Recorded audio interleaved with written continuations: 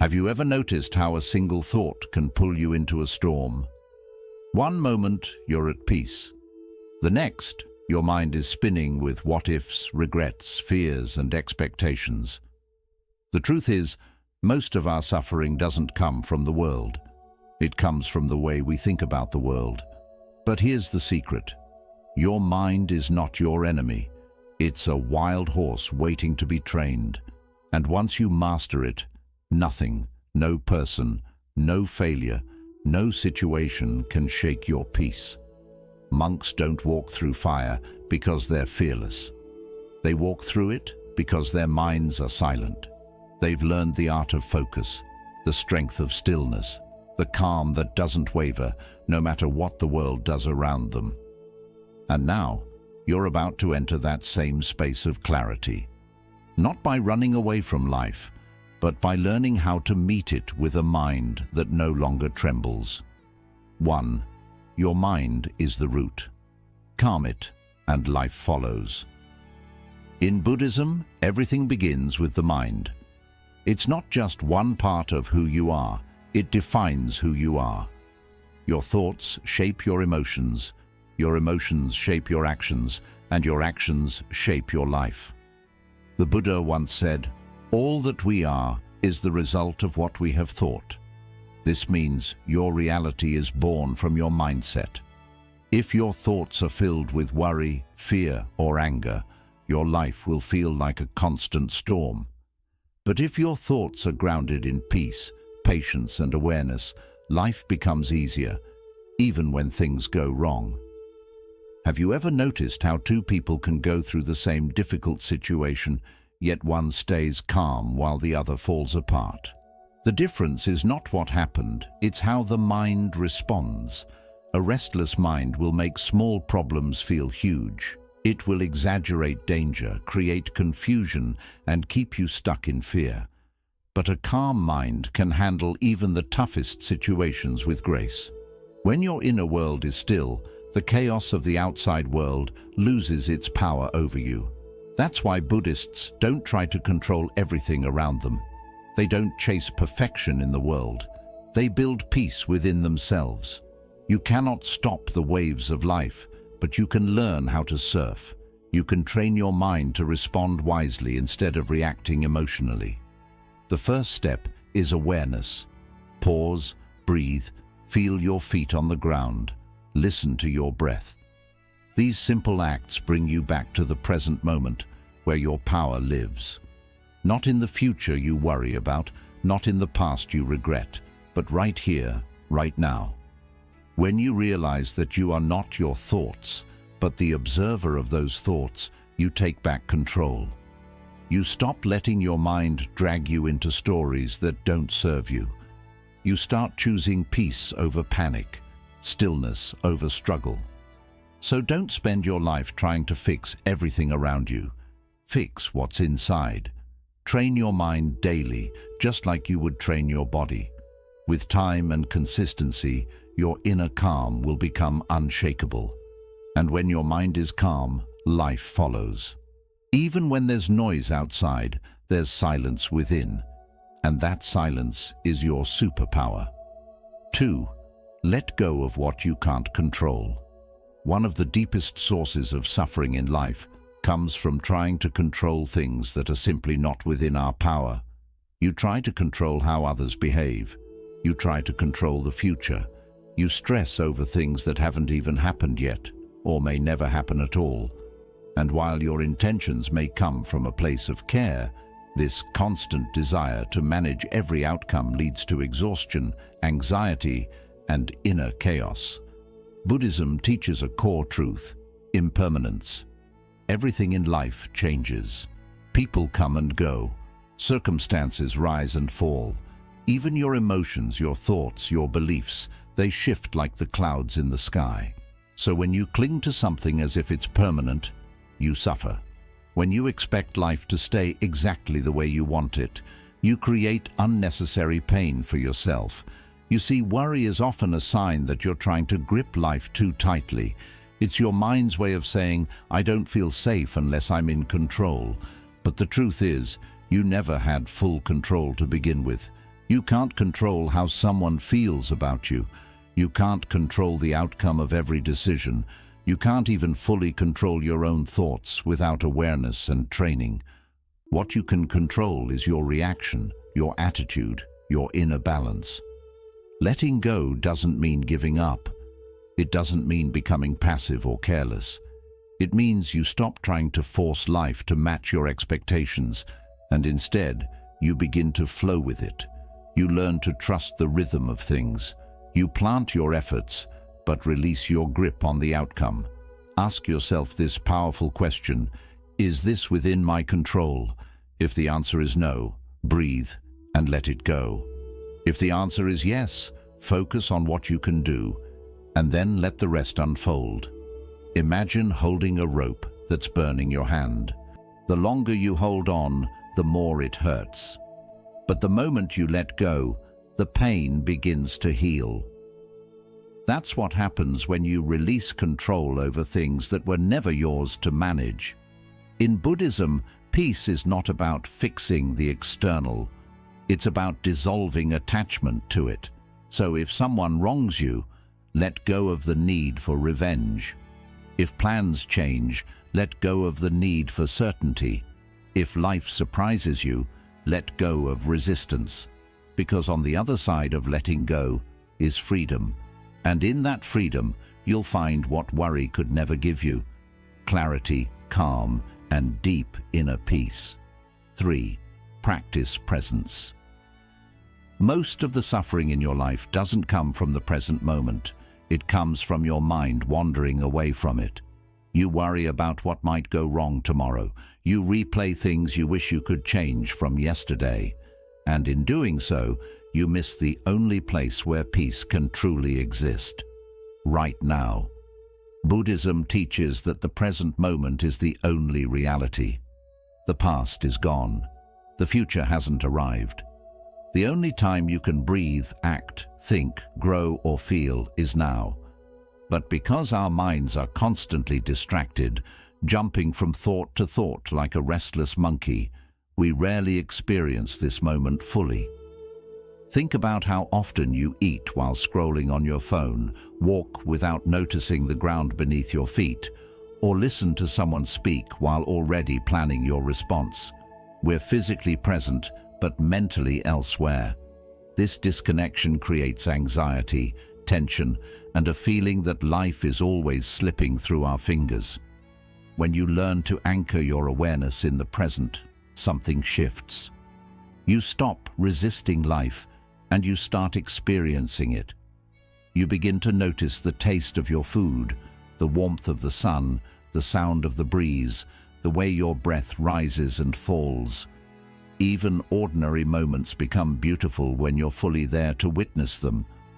Presence is not about making the moment perfect. It's about being awake to it as it is. If you're sad, be present with the sadness. If you're joyful, savor that joy. If you're in pain, bring your attention gently to that pain, without judgment. The goal is not to escape the moment, but to enter it more deeply. Mindfulness meditation is one way Buddhists cultivate this presence, but you don't need a cushion or a quiet room to practice. Every moment is an opportunity. Washing the dishes can become a meditation. Walking to your car, drinking tea, breathing. The key is awareness, bringing your full attention to what is. And here's the secret. The present moment is rarely as overwhelming as your thoughts about it. When you stop imagining all the what-ifs and regrets, you'll find that this moment, just as it is manageable, even peaceful. When your mind stays in the now, it stops chasing problems that haven't happened and grieving things that no longer exist. You become grounded, steady, unshakable. So slow down, breathe, come back to where your life is actually happening, not in the mind, but in this breath, this step, this heartbeat, because this moment is your life. And when you give it your full attention, it gives you peace in return. 4. Observe. Don't absorb. Detach from the drama. One of the greatest skills you can ever develop for inner peace is the ability to observe without absorbing. In Buddhism, the mind is often compared to a clear lake. Every thought, emotion, or situation that enters it is like a ripple on the surface. But the lake itself, its essence, remains still and unshaken at its depth. The problem is, most of us never learn how to simply watch the ripples. We jump into them, identify with them, and let them carry us away. Every day life throws noise at you. Someone says something rude, you get a disappointing message, plans fall apart, and instantly your mind reacts. Why did this happen? What did they mean by that? I'm angry, I'm hurt, I'm offended. Without realizing it, you become the thought, you become the emotion. You absorb it, carry it, and suffer under its weight. But what if you didn't have to? Buddhism teaches you that you are not your thoughts. You are not your emotions. You are the awareness behind them. Just because a thought appears in your mind doesn't make it true. Just because you feel angry doesn't mean you need to act on it. You can witness it, breathe through it, let it pass like a cloud in the sky. This is not suppression. You're not denying your emotions. You're honoring them by giving them space, but not power. Think of your mind like a room with many guests. Some are loud, some are calm, some bring joy, others bring pain. You are not those guests. You are the host.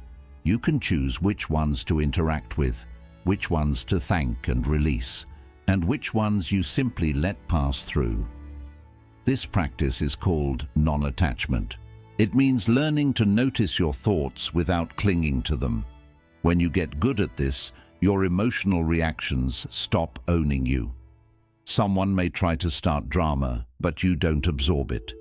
A triggering situation may unfold, but you stay rooted in calm. The world may continue to spin in chaos, but your inner world becomes like a quiet temple. You can hear the noise, but it doesn't enter you. You become the eye of the storm. Still, quiet, untouched. Try this. The next time you feel a strong emotion rise up, pause. Don't react immediately. Close your eyes. Observe the feeling. Name it without judgment. This is anger. This is fear. This is sadness. Breathe. Let it float in your awareness. Don't feed it. Don't fight it. Just watch it. You'll be surprised how quickly it softens when you stop giving it fuel. And when you live this way, life becomes much lighter. You no longer carry the pain of every argument, the weight of every misunderstanding, or the poison of every insult. You see things for what they are, just passing experiences. Remember, you are the sky. Your thoughts and emotions are the weather. Let them come, let them go. But stay rooted in your sky-like awareness. When you learn to observe without absorbing, you don't become cold, you become free. And in that freedom, you discover a level of peace that no drama, no person, no situation can ever take from you. 5. Repetition is power. Train your mind like a muscle. Most people believe that peace is something you stumble into by accident, something that just happens when life finally becomes perfect. But Buddhism teaches the opposite. Peace is not an accident. It's a discipline, a practice, a mental habit built through repetition. Think of your mind like a muscle. If you never train it, it becomes weak. It reacts emotionally to every little problem. It panics under pressure. It gets distracted easily, anxious quickly, and defeated often. But when you train your mind daily, intentionally, it becomes sharp, strong, and unshakable. Just like the body grows stronger through exercise, the mind grows calmer through repetition. In Buddhist monasteries, monks don't just meditate once and call it a day. They return to the cushion over and over again, every single morning. Not because it's easy, but because they know consistency builds power. It's not what you do once that transforms your mind. It's what you do every day, even when you don't feel like it. So how do you train the mind through repetition? Start with small, consistent practices. Every morning, sit in silence for 5 minutes and follow your breath. Watch your thoughts come and go like passing cars without chasing any of them. When your mind wanders, gently bring it back to the breath, again and again. That act of returning is where the strength is built. Repeat calming affirmations. Read a few lines of wisdom daily. Reflect on impermanence every time you feel yourself clinging to outcomes. These may seem simple, but done consistently, they rewire your brain. They build new mental patterns that replace worry with presence, reactivity with stillness, chaos with clarity. It's not about perfection. Your mind will wander. You'll feel restless. You'll forget. That's okay. What matters most is that you return. Every time you come back to the present moment, every time you choose peace over panic, you lay another brick in the foundation of a calmer mind. And just like a muscle, the results build slowly but powerfully. Imagine this. One person practices calmness once a month whenever life gets hard. Another person practices mindfulness for 10 minutes every day. Who do you think will be more grounded when a storm hits? The one who trained for it. So don't wait until life is peaceful to start your practice. Practice now. In the noise, in the stress, in the struggle. That's where real strength is born. And soon, you'll notice a shift. Things that used to trigger you don't bother you as much. You'll pause before reacting. You'll find your breath in moments where you used to lose your mind. That's the result of mental training. That's what repetition gives you. Control, clarity, and calm. Remember, every time you return to stillness, you become more powerful. Every time you focus your mind, you move closer to freedom, and every small repeated step becomes part of a great transformation. So train your mind like a monk trains his breath, patiently, daily, and with love. Because when you do it enough times, peace won't be something you visit. It will be where you live. 6. Choose stillness over reaction. In a world that constantly provokes you, stillness is one of the rarest and most powerful responses you can choose. People will test your patience. Situations will challenge your expectations. Life will not always be fair, but what determines whether you suffer or stay strong is not what happens. It's how you respond. Most people live in a state of automatic reaction. Someone says something offensive and they snap back. A plan falls apart and they panic. Their mind immediately jumps into defense mode, arguing, overthinking, complaining, or attacking.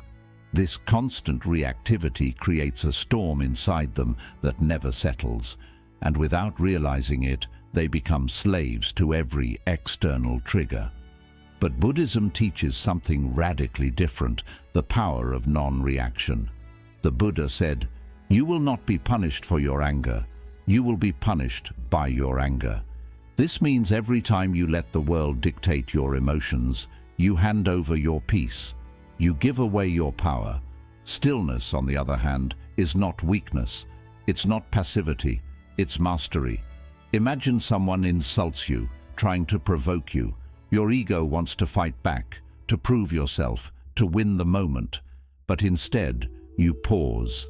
You take a breath. You observe your inner reaction without feeding it. You choose not to respond, not because you're afraid, but because you're above it. That stillness shakes people more than anger ever could. Because when you're calm, you're unpredictable, you're unshakable. You become the one who holds the power, not by force, but by self-control. And stillness isn't just about staying silent in conflict. It's a way of moving through life. Stillness is walking away from drama instead of fueling it. Stillness is listening to understand instead of speaking to defend. Stillness is taking a deep breath before reacting to bad news. Stillness is sitting with your discomfort instead of escaping it through distraction. Stillness is allowing things to unfold without trying to force them. But how do you choose stillness in a world that rewards loud reactions? You train for it. Like a warrior sharpens his sword, you sharpen your awareness. Through daily meditation, mindful breathing and reflection, you build the space between stimulus and response. In that space lies your true freedom, the ability to respond with wisdom instead of reflex. Here's the truth. You don't need to attend every argument you're invited to. You don't need to fix every misunderstanding. You don't need to explain yourself to people committed to misunderstanding you. When you've found peace within, their chaos can no longer pull you out. Stillness is not the absence of emotion. It's the control of it. You might still feel anger, fear, or sadness, but you don't let those emotions drive your behavior. You acknowledge them and then choose your action with clarity. This is the path of the wise. Think of a candle in the wind. If the wind is too strong, the flame flickers, struggles, and eventually dies. But in stillness, protected, calm, the flame burns bright. Your inner flame is no different. If you constantly react, you'll burn out. But if you learn to stay centered, your inner light will guide you through anything. In moments of pressure, ask yourself, is reacting to this worth my peace? Will this matter tomorrow, next week, next year? Am I responding from ego or from awareness? When you choose stillness, you don't lose. You win in the deepest way. You rise above noise. You conserve your energy. You earn respect, not through fear, but through presence. People start to notice that you don't get dragged into negativity, that you remain calm when others lose control, that you lead with wisdom, not pride. This is not easy, but it is worth it, because a person who lives in stillness becomes untouchable, not because life gets easier, but because they become stronger. So next time life pokes you, pause, breathe. Remember that you are in control of your response. And when you choose stillness, you choose power, you choose freedom, you choose peace. 7. Compassion creates inner peace. You can meditate for hours. You can master silence, train your breath, and keep your mind focused like a laser. But if your heart is heavy with judgment, resentment, or hatred, true peace will still escape you. That's why in Buddhism, the highest form of inner mastery doesn't come just from discipline or stillness. It comes from compassion. Compassion, or metta in Buddhist teachings, is the intentional practice of extending loving kindness not just to those you like or agree with, but to everyone, including those who hurt you, disagree with you, or disturb your peace. This might sound difficult, and it is, but it is also one of the most liberating practices you will ever experience. Why? Because the more you judge others, the more judgment grows inside you. The more resentment you hold, the more it harms your own mind. Holding on to anger, even if it feels right, is like drinking poison and hoping the other person gets hurt. It never works. You don't need to forgive someone because they deserve it. You forgive because you deserve to be at peace. When you train your mind to choose compassion instead of reacting, you stop being controlled by other people's actions. You rise above the drama, the blame, and the emotional traps. You stop letting your peace depend on how others behave and start creating a peace no one can take away. Let's look at an example. Imagine someone lies about you or shows you disrespect. The usual reaction is to feel angry, want revenge, or cut them off. But Buddhist wisdom teaches something deeply powerful. They are in pain too. A truly peaceful person doesn't need to hurt others. People lie, cause pain, manipulate or gossip because they are hurting, because they feel lost, because they aren't aware of their own suffering. And when you understand this, you stop taking their actions personally. This doesn't mean you accept abuse. Compassion isn't weakness. It is a form of clarity. You can create boundaries with kindness. You can leave toxic situations without hatred. You can protect your peace without holding on to bitterness. When you respond to negativity with compassion, you shift the energy of the moment. You become the space where anger stops, not where it grows. And here's the beautiful truth. Compassion isn't just for others. It's meant for you too. Many people carry shame, guilt, and self-hate. They keep punishing themselves for their past. They replay memories they wish they could change. But peace doesn't come from being perfect. It comes from forgiveness. When you forgive yourself with the same kindness you would give a friend, you free your mind from the prison of regret. Buddhist monks often start meditation by sending loving thoughts to themselves. May I be safe. May I be happy. May I be free from pain. Then they extend those wishes to others.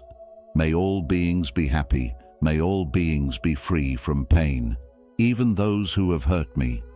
This isn't imagination. It's training the heart to stay open in a world that always tries to close it. And here's the change. The more compassion you offer, the more peace you feel.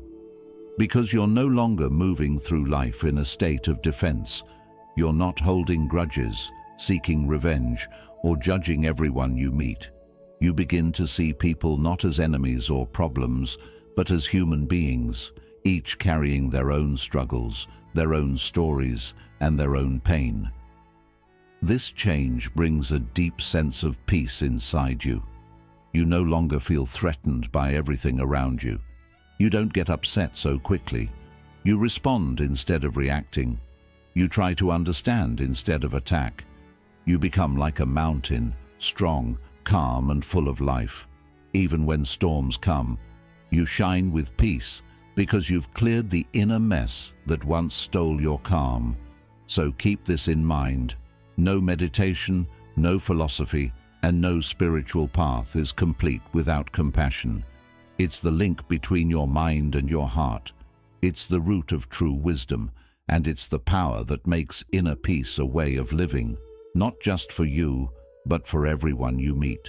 Choose compassion, not because it's simple, but because it sets you free, because it breaks the cycle of suffering, because it helps you love without fear and live without hate.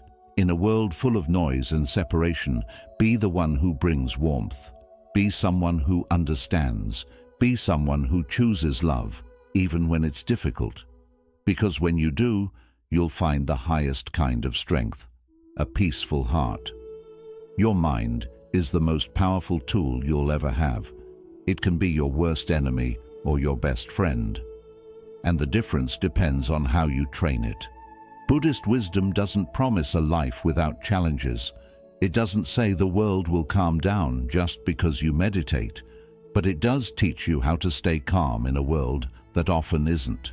Through these 7 lessons, quieting your mind, letting go of control, staying present, watching without taking in negativity, repeating habits that bring peace, choosing stillness and living with compassion, you slowly build a mind that stays steady, a mind that doesn't panic when tested, a mind that doesn't get lost in chaos, a mind that becomes a light, not just for you, but for those around you.